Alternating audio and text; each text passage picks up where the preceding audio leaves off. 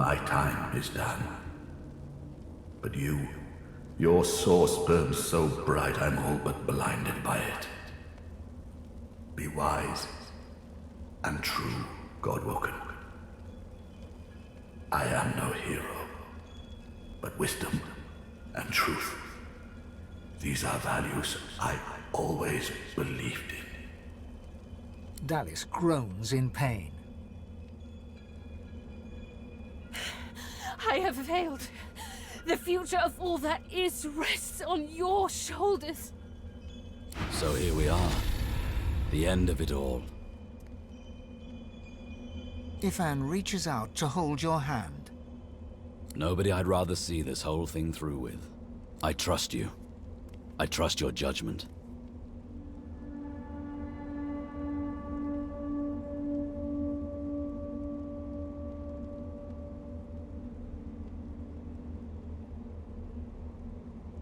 Ifan smiles and kisses you on the cheek.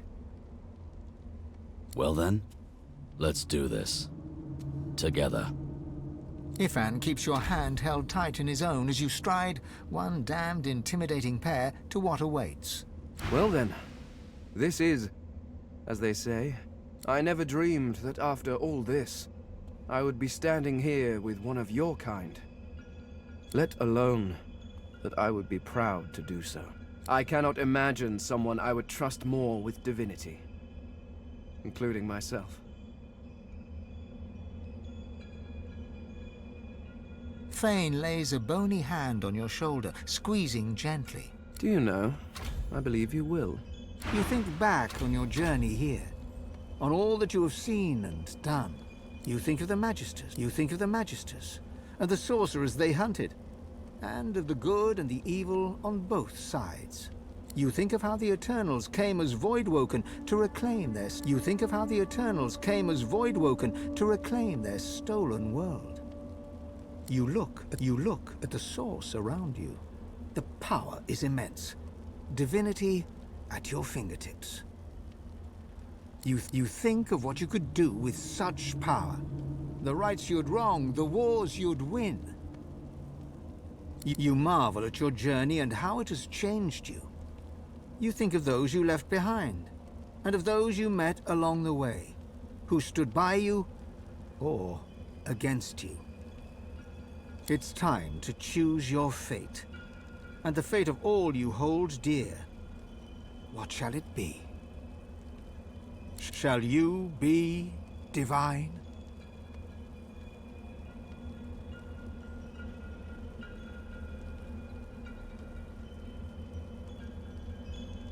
Your choice is made. A cloud of purest black breaks through. The chill of death, then its very visage. The pale skull at the heart of the void. This is the God King himself. Not one! There is not one who will choose divinity. What fools! They have power within their grasps, but they fail to take it. These races truly are inferior. Victory is mine! My people! The world is ours once more. The reign of thieves is at an end. These so-called races will be our slaves and our food stock.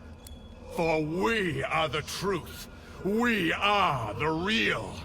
We are eternal!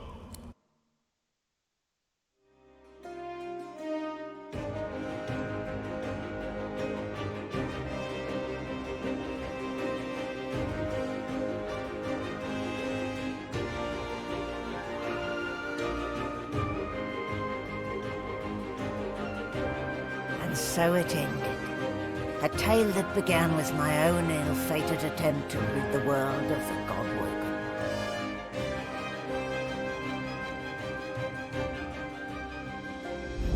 The Eternals reclaimed the world. Dwarves, elves, lizards, and humans all became slaves, ruled over by the Swarm and the Eternals. The God King had defeated the Seven and returned from the void. Relics of the old world remained, but in time they crumbled and fell, like the memories of the peoples who had built them, lost to time like sand in the wind. As for me, the God King never forgot my failure. I know not why he keeps me alive. Each day may be the day that I will finally be punished, that I may finally pay for my sins.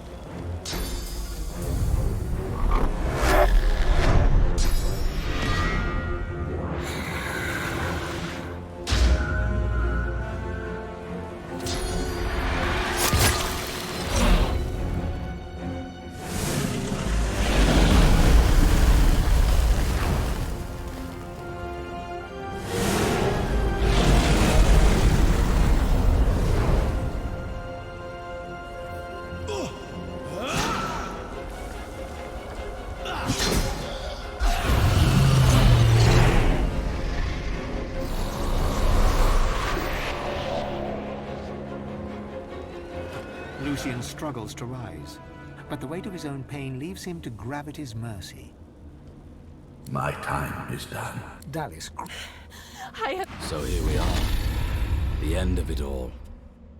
Ifan reaches out to hold your hand. Nobody I'd rather see this. I trust you.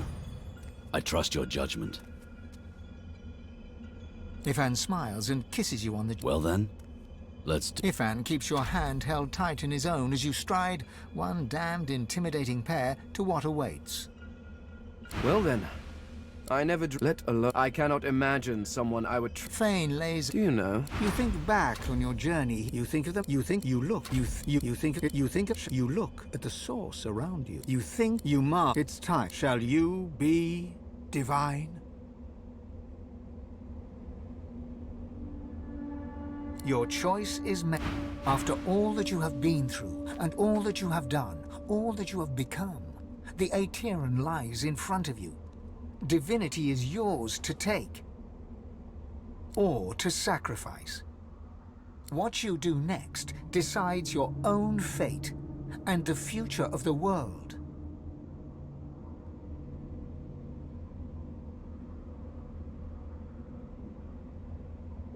What shall you do with divinity?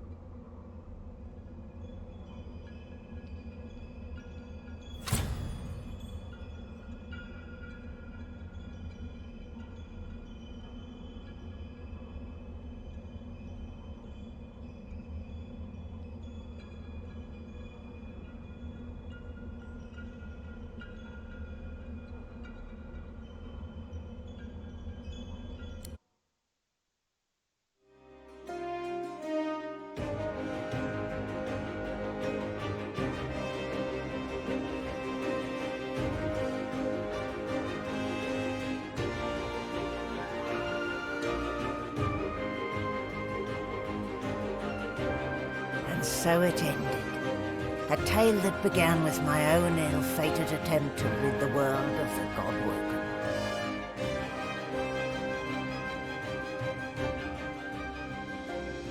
When the dust settled, no new divine had risen.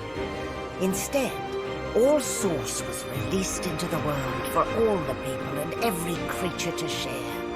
Everyone was now a sorcerer. And united, the peoples of Rivellon pushed back the God King into the very depths of the void. This ushered in a new golden age of peace and prosperity. But alas, it was not to last. With many greedy for wealth, power and position, the struggle soon began anew. Source, the very language of creation, was used in violence once more. The never-ending contest for power continued. As for me, my last hope of ever being freed of the God King's terrible tyranny faded when the Godwoken failed to seal the veil. An eternity of pain and suffering is mine, in service of the King, until the day I am freed, the day the God King returns.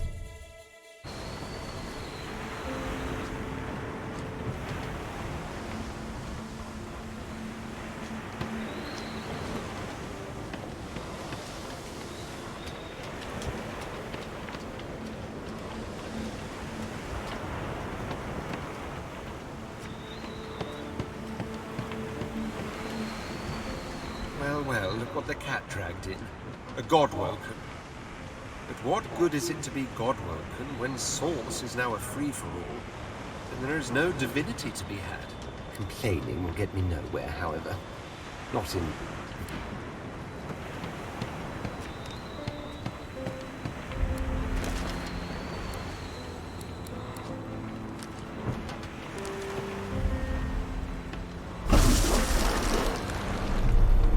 Malady stands tall and proud, sunlight sparkling off her mask. From here, she looks almost angelic.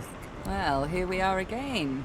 You, me, and the ship I've saved from ruin for your personal benefit. I'd say you owe me, but why state the obvious? Get an eyeful.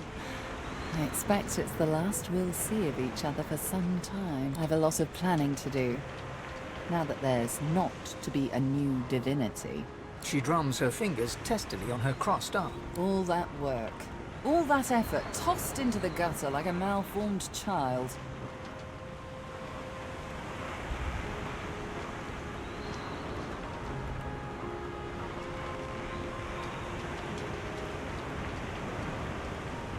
You say that now. Let's see how you feel when you realize the true implication of a world filled with sorcerers. Never mind. I'll find another way. I always do. She fingers the mask, covering her face. For a moment, it seems as though she's about to remove it. But instead, she places a hand on your shoulder. We've come a long way together. I did my best by you all the way. Sacrificed much. And I'd have given even more to see you fulfill your destiny. She looks you up and down. I guess this will have to do. Take a moment, why don't you? Relax. Enjoy. I certainly plan to do the same. Oh, I don't know. Around and about. Treat myself to some mead, a level 300. I'd say we've earned it. Perhaps our paths will cross again. Perhaps not. Until we find out.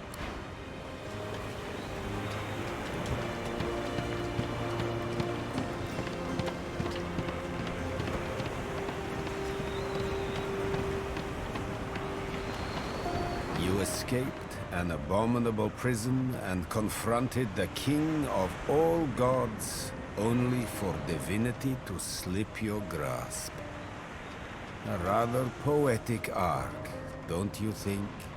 Now that I am clear of mind and free of intruders, I'm wondering if it isn't time to share my learnings with the less enlightened. And to that end, I have a few ideas worth considering. Once I've come to a conclusion, I promise you'll be the second to know. Until we meet again.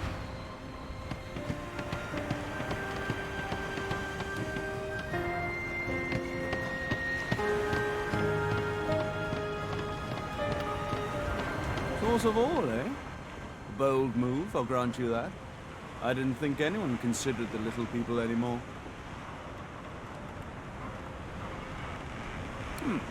I don't know yet. Perhaps peace will reign and all will be equal. Or perhaps you've bestowed great power on undeserving children and turned them loose on each other. Time will tell, I'm sure. That is the question, isn't it? How does one top the greatest feat of necromancy ever conceived? I might have the answer to that. Tell me, have you ever heard of Gustafsson? No, of course you wouldn't. It's a written language, unreadable to most, but myself naturally. It comes from a mysterious race from another world. Beings that feed on... I intend to seek them out. This Gustafsson seems to guard portals to their realm. And once I've uncovered one, well, why settle for being the greatest mind in just one world, and there's another for the taking?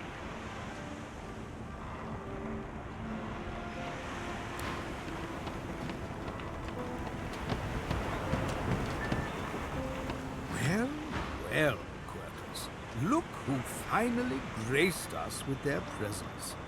I suppose some thanks are in order. Well, We did it. The odds were against us. Hell, the gods were against us. And still we did it. Ifan grasps your face in his hands and kisses you exuberantly. Sauce crackles between you and in the air all around you. The world has changed. Now we'll see something. We'll see what happens when everyone can harness their own divinity. Me either. I knew it. From the first time I met you, I knew you were special.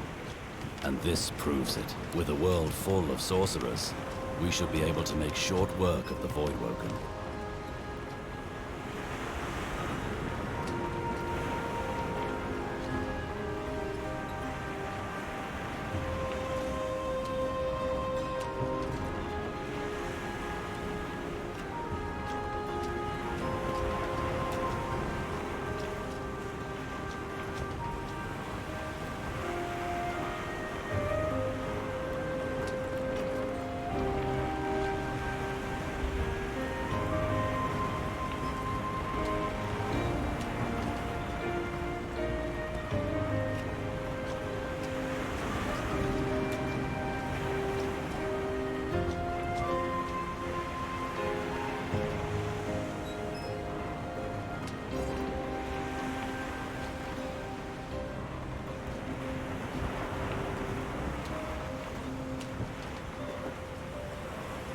That's an idea. He reaches out and takes your hands in his own, rough fingers caressing your wrists. I want that more than anything.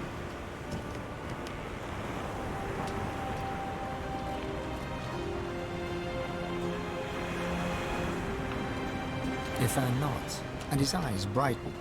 He looks different somehow, as if the vestige of command has returned to this ex-soldier. We'll need supplies.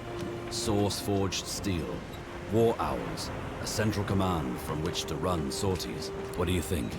Is Arx the right location? Seeing the look on your face, he laughs and shakes his head. Old habits die hard, but I'm willing to bet these Voidwoken will die harder. With that, Ifan embraces you fiercely. As your source mingles together, you feel the memories of your night together caressing your body. The world can wait just a little longer.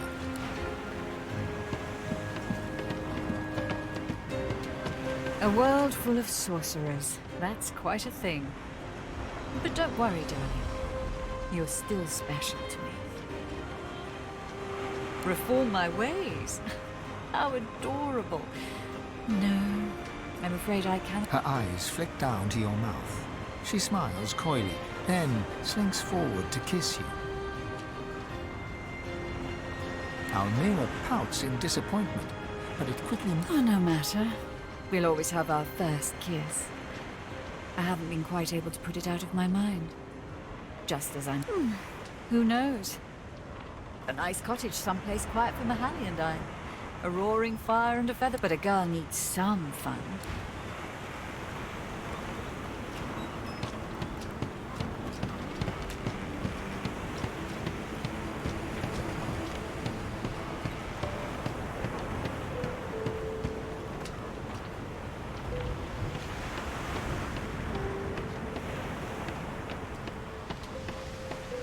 Fane is reading a volume of Cranley Hubert's famous encyclopedia. He leafs through it slowly, muttering to himself. I see. Intriguing. He glances up at you, big, empty eye sockets taking in every detail.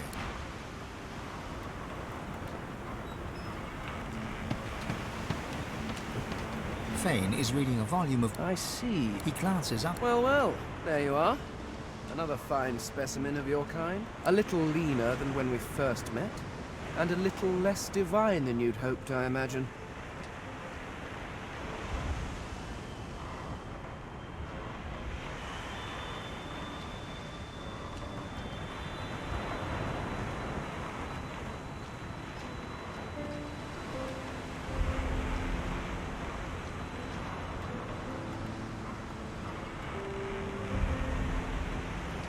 As do I, it seems.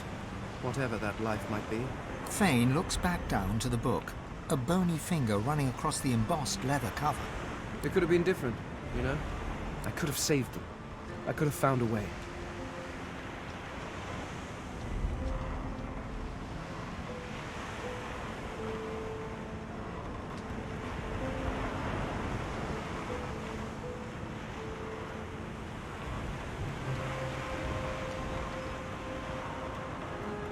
I could have done more. So, perhaps could they? Had they decided to live in peace with the mortals of Rivellon, maybe we could have saved them. But they made their choices, and I made mine.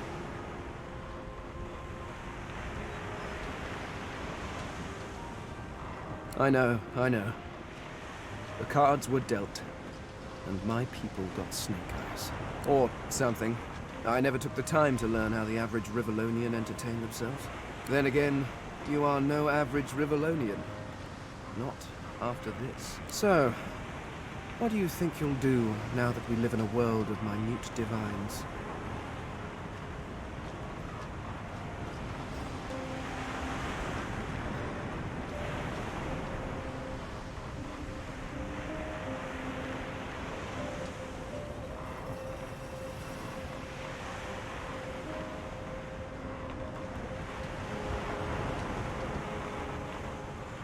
Fane nods grimly. Power in the hands of madmen is dangerous, but power in the hands of well-meaning fools? Empires have crumbled over less.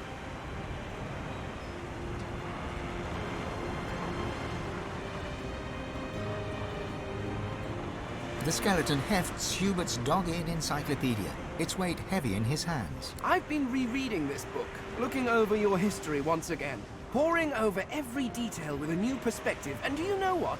It's shit. Thane tosses the book over his shoulder. It flutters in the air as it sails over the ship's railing and disappears with a faint splash. If you have spent your life staring at a thing, you can write about it with knowledge. You can write about it with love. But it is almost impossible to write about it with wonder. You creatures have spent your lives trudging about this world, and you've grown blind to its miracles.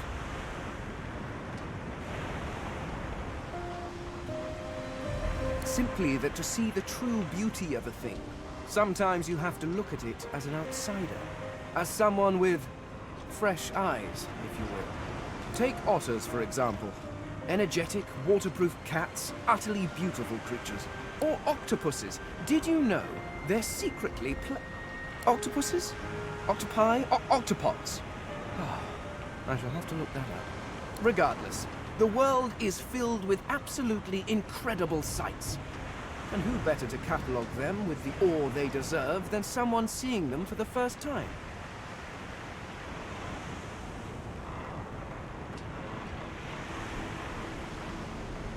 Do you know, there is the idea that nothing is ever truly created or destroyed. I suppose we are all Source, just in different forms. You being the cruder, less jewel-encrusted form, naturally. But my people were Source too, although we didn't know it at the time. And our Source helped create you. In a way, I was walking alongside the best version of them the entire time. In you, I found a home better than the one I was pining for. Thank you, Godwalker.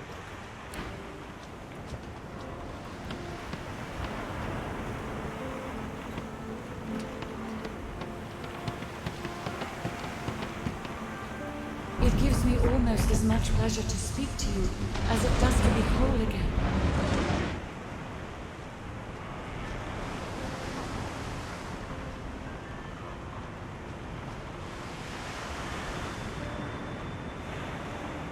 I will always be an ally to those that carry swords, to those whose blood is of the heroes of old, and so, as always, I am at the ready.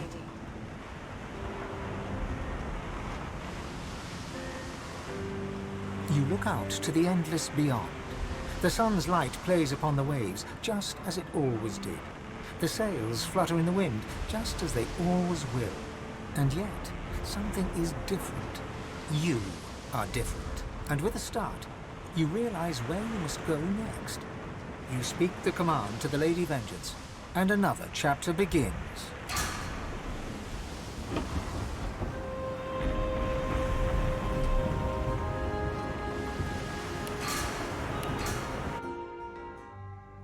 The world was at peace, at least for now.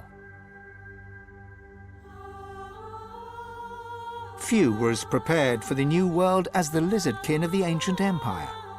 With power spread equally throughout the world, the advantage lay with those who knew how to steal it, and at this the lizards excelled.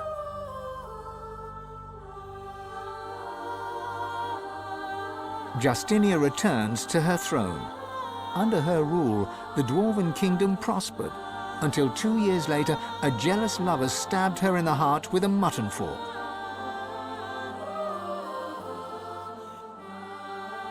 With their power returned, the elves reclaimed their lands from the Death Fog and began to rebuild.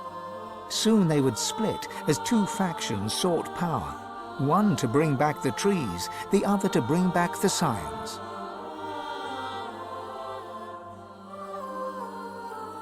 A dwarven joke did the rounds. It ends with the punchline, "So Lucian dropped the Death Fog on them again."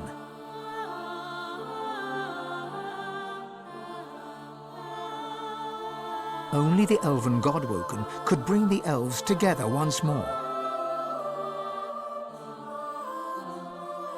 And in a dark forest on the far side of a desert, well beyond the high seas, the Black Ring came together once more.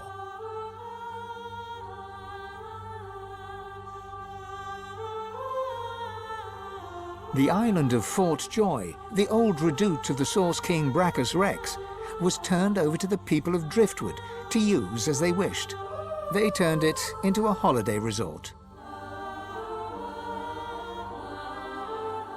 Reaper's Coast prospered.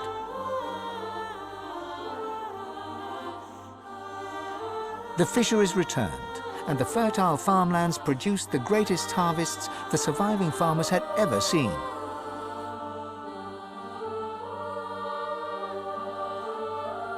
Blood Moon Island became particularly fecund, its soil producing the greatest crops. A particularly crimson-fleshed orange grown on the island became a delicacy across half the world.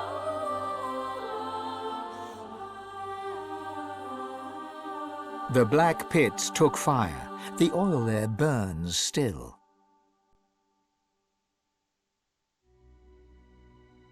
Driftwood became a centre of industry, trade, and transport.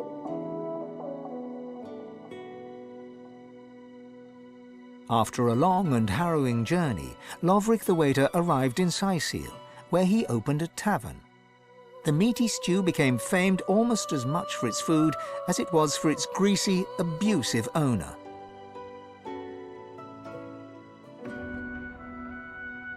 Lagan left his over-demanding wife and began a relationship with a local bard.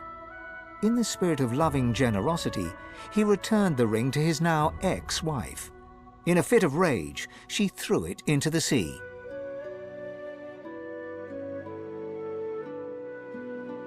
You would never forget Dorothea's kiss. Dorothea herself left Driftwood for the ancient empire, ever in search of the perfect kiss. She never found it, although once or twice she came close.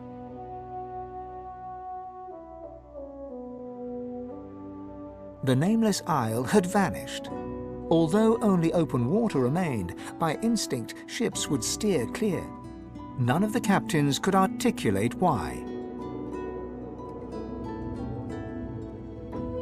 Millennia later, adventurers would come in search of the legendary divine city of Arx and the crypt of the great Lucian. None would pass the path of blood. Young Han went into the theatre and became one of the realm's most popular actors. Almira and Mihaili settled in an abandoned homestead. The locals liked and respected Almira. She never wanted for help, and deals always fell to her favor. Outsiders were often suspicious, but no local would speak against her. With no new divine, Malady found herself in a predicament. She had an important problem to solve, but no ally strong enough to call upon, and so her search continued. Having performed the greatest act of necromancy in history, Tarquin found the new world unchallenging. He became obsessed with rumors of another plane of existence. One day he vanished and was never seen again.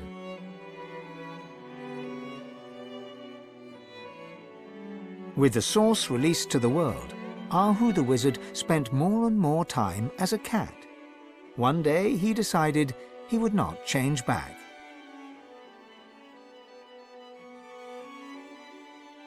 With Amadia silent, the priestess Gratiana left the swamps and re-entered the world. With more undead than ever before, she founded an abbey in the Dragonspine Mountains, offering them shelter from hatred and fear.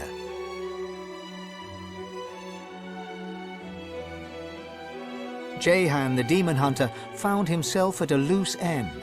So, he opened a museum of demonic artifacts. After it burned down, with Jehan inside, witnesses claimed that the flames were the color of blood. As the forests grew anew and the elves were equals at last, Sohei shared elven knowledge of source with the world. But some elves disagreed and plotted against her.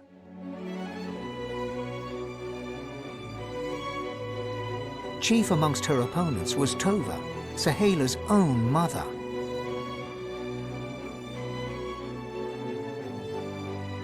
As Source flooded Rivellon, Fane set out to record everything he could of this new world. As he travelled, he kept a socket peeled for signs of the Eternals, hoping to find the wife he'd lost. He's still looking. With a small band of elves, Ifan Ben Mezd replanted the lost elven forests. After the first fresh shoots broke the earth, he disappeared and was never seen again. Some say Afrit, his soul wolf, walks the forests still. Lohse returned to her music and enjoyed a storied career as Rivellon's premier musician. Dark moods would at times overtake her, and she would spend long hours walking in the wilds. She always returned with a new song. And then there was you.